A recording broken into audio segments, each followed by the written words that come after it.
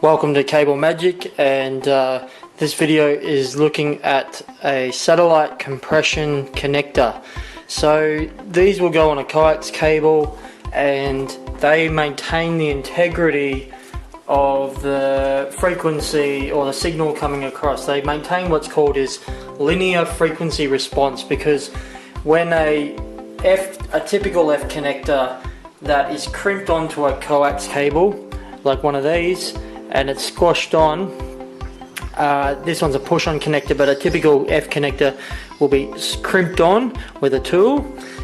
It on a micro level squashes the cable, and that causes a signal breakdown in MATV or satellite systems where your coax cable is used with a satellite signal or Foxtel or something like that.